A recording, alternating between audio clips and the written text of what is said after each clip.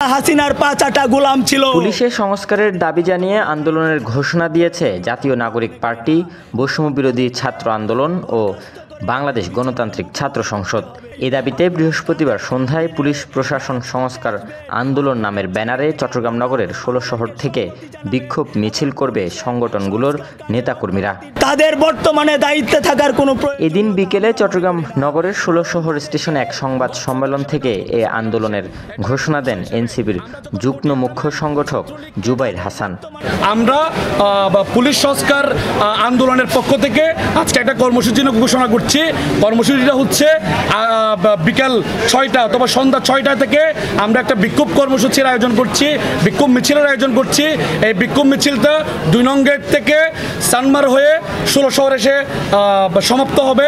পুলিশের মধ্যে চলমান অনিয়ম, ক্ষমতার অপব্যবহার, রাজনৈতিক হস্তক্ষেপ ও জনভোগান্তি দূর করতে দ্রুত সংস্কার প্রয়োজন বলছেন বক্তারা।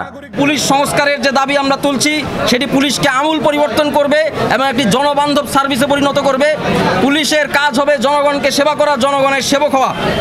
পটিয়ার ঘটনায় থানার ওসিকে অপসারণ না করে রেঞ্জ অফিসে সংযুক্ত করার ঘটনা দলগুলোর দাবির সঙ্গে সঙ্গতিপূর্ণ নয়, বরং মূল দাবির পরিপন্থী বলেও উল্লেখ করেন নেতৃবৃন্দ। এ সময় উপস্থিত ছিলেন জাতীয় নাগরিক পার্টির যুগ্ম মুখ্য সংগঠক ইমন সৈয়দ, বাংলাদেশ গণতান্ত্রিক ছাত্র সংসদের কেন্দ্রীয় যুগ্ম আহ্বায়ক খানতালাত মাহমুদ রাফি, বৈষম্য বিরোধী ছাত্র আন্দোলনের সদস্য সচিব নিজামুদ্দিন, যুগ্ম সদস্য সচিব ইবনে হোসেন জিয়াদ, মুখ্য সংগঠক তাওসিফ ইমরোজ।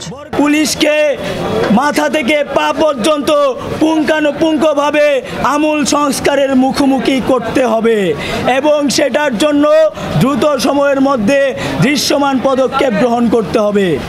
এর আগে গেল মঙ্গলবার রাত ৯টায় পটিয়ার কেন্দ্রীয় শহীদ মিনারের সামনে থেকে নিষিদ্ধ ঘোষিত ছাত্রলীগের এক কর্মীকে আটক করেন বৈষম্য বিরোধী ছাত্র আন্দোলনের নেতাকর্মীরা। থানায় নিয়ে গেলে তার বিরুদ্ধে মামলা না থাকায় পুলিশ গ্রেপ্তার না করলে এ নিয়ে পুলিশ ও নেতাকর্মীদের মধ্যে বাকবিতণ্ডা হয়। পরে রাতেই দুপক্ষের মধ্যে ২ দফা সংঘর্ষের ঘটনা ঘটে। এতে দুপক্ষের ১৯ জন আহত হয়েছেন বলে দাবি করেন উভয় পক্ষ।